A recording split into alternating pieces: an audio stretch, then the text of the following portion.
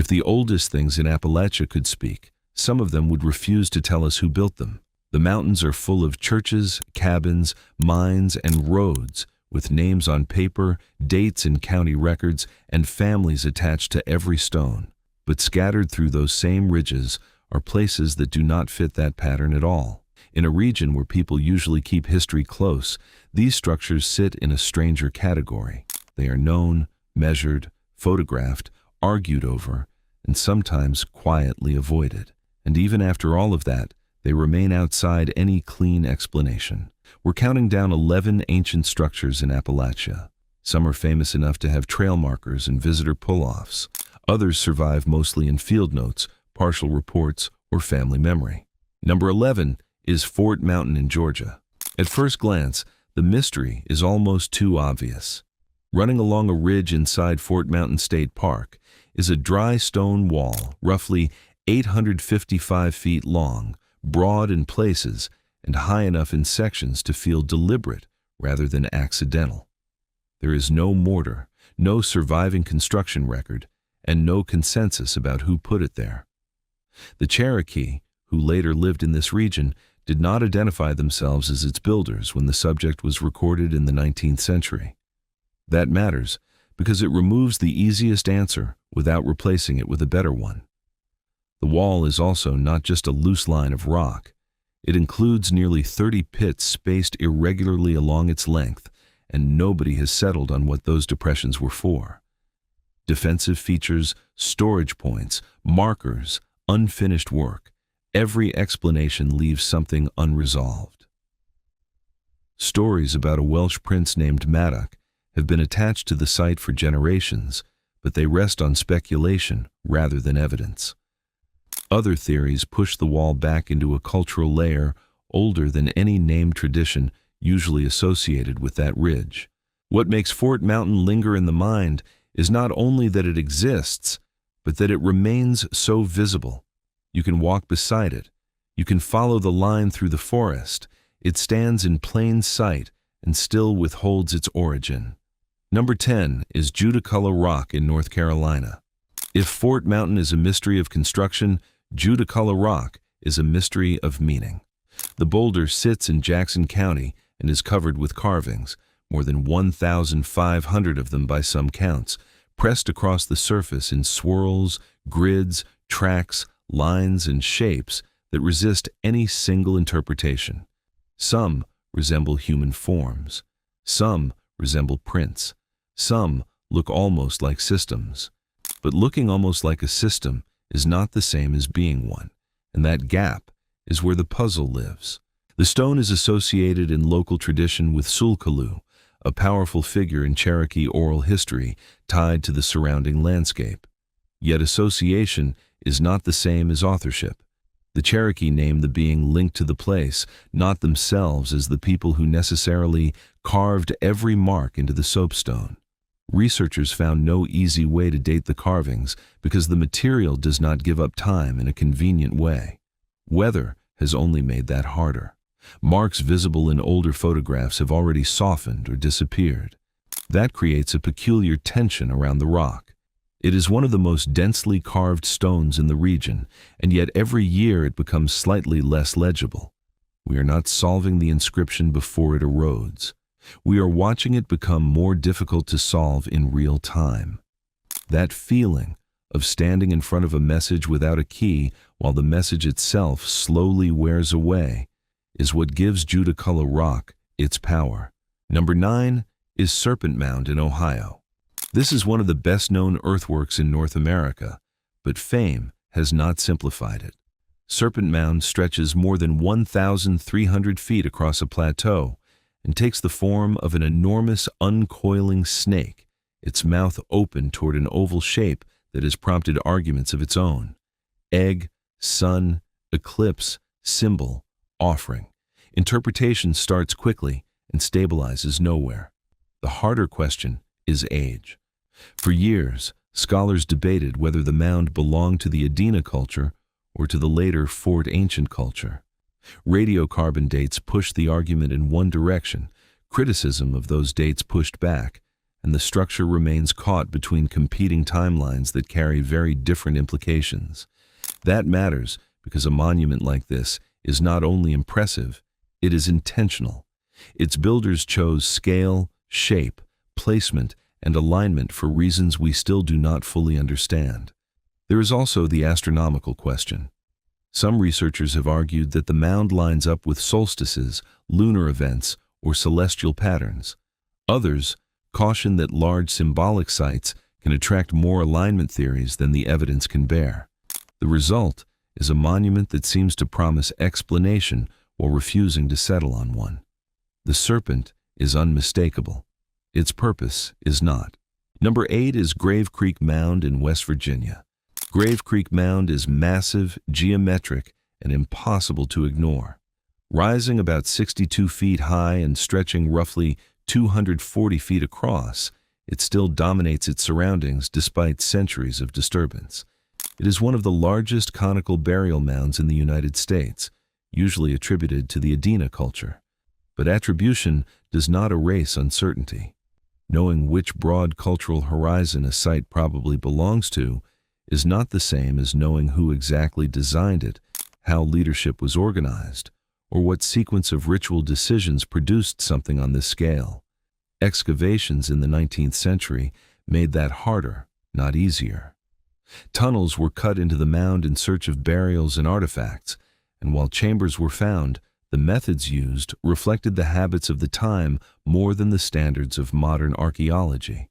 Records were incomplete. Context was damaged. Claims multiplied. By the time later researchers tried to reconstruct what had actually been discovered, some of the story had already been lost inside earlier attempts to uncover it. That is part of what makes Grave Creek unsettling. It is not simply ancient. It is ancient in a way that was interrupted by curiosity before careful preservation had fully developed. We are left with a monument large enough to prove immense coordination, yet some of the evidence that might have clarified its use was disturbed by the first people determined to explain it. Number 7 is the Redbird Stone Shelters in Kentucky. Some mysteries do not come from size, they come from accumulation. In the Redbird River area, rock shelters and nearby sites have produced evidence of repeated human use across long spans of time. Artifacts from different periods appear in layered contexts that suggest return after return, occupation after occupation. On paper, that sounds like the sort of thing archaeology is built to interpret. In practice, long use can blur just as much as it clarifies. When a place is revisited for generations, its meanings change. A shelter can be camp, refuge, ritual site, storage place, burial space, or several of those things at different times. The same overhang may serve one purpose in one century and another later on. What remains in the ground is real evidence, but it does not preserve intention in a neat label. It preserves overlap. That is why sites like these are easy to underestimate. They do not have the spectacle of a giant mound or a stone wall on a ridge. What they have instead is density, the quiet weight of repeated human choice. The mystery is not whether people were there. It is how many different kinds of lives pass through the same protected spaces, and how much of that complexity can still be recovered now. Number 6 is Track Rock Gap in Georgia. Track Rock Gap is known for its petroglyphs, carvings cut into stone surfaces in the mountains of northern Georgia. Some of the marks resemble footprints, others suggest animals, human figures, or abstract forms. As with Judaculla rock, resemblance is where agreement ends. Shapes can be described more easily than explained. Various native groups have been connected to the site, especially Cherokee traditions in the broader region, but certainty is limited. Oral history, regional presence, and archaeological caution do not always lock neatly together. A place can be important in tradition without yielding a direct statement of authorship that satisfies modern researchers. The site is old, culturally significant, and still resistant to final interpretation.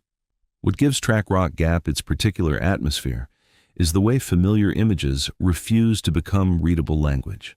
A footprint feels like it should tell you who passed through. A carved figure feels like it should reveal who made it and why. Instead, the rock gives you just enough recognition to sharpen the absence of certainty. Number 5 is the Old Stone Fort in Tennessee. The name pushes the mind toward defense, but that may be the first mistake. Old Stone Fort is a large prehistoric enclosure built where two rivers meet near present-day Manchester, Tennessee. Its walls, gates, and ditches once encouraged people to see it as a military stronghold. Many researchers now think that explanation is too simple or wrong altogether. The enclosure's layout suggests something more ceremonial than defensive. Its location makes use of natural barriers, but not in a way that resolves the question. If it was not a fort in the usual sense, then what was it? Gathering place, ritual center, boundary marker, civic space. Each possibility explains part of the design and leaves the rest hanging. That uncertainty matters because the structure is substantial. This was not casual labor. It required planning, effort, and a reason strong enough to organize both. Yet the clearest thing about Old Stone Fort may be the extent to which its modern name has obscured the very question it tries to answer. Number 4 is the Garden Creek Mound Complex in North Carolina.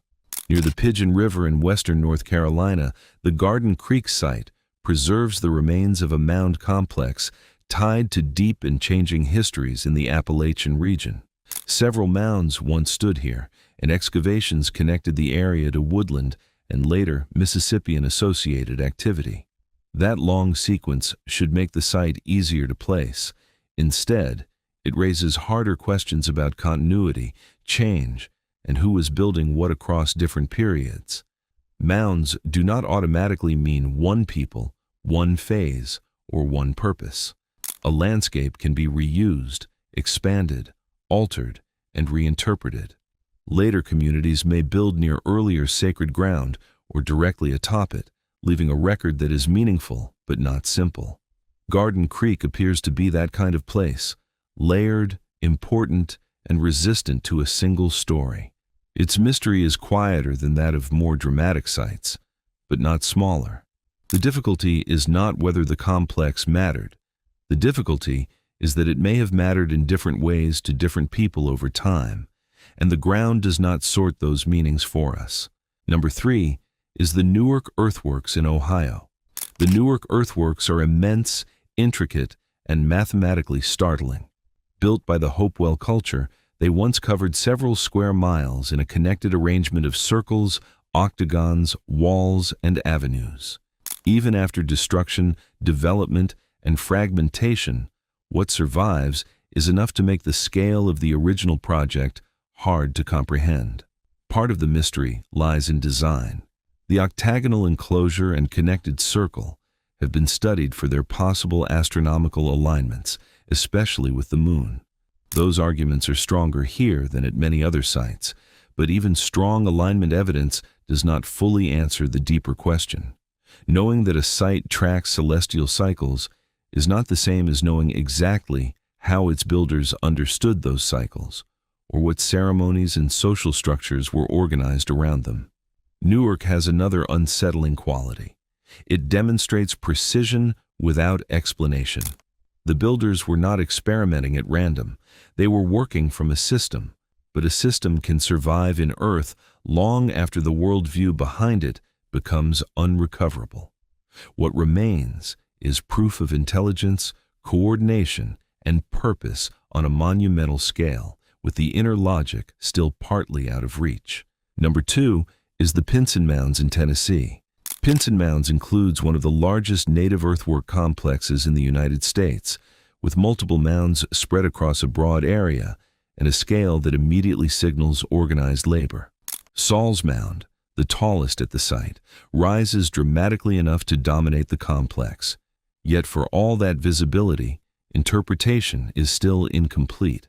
The site is generally linked to the Middle Woodland period, and archaeologists have learned a great deal about its construction and use.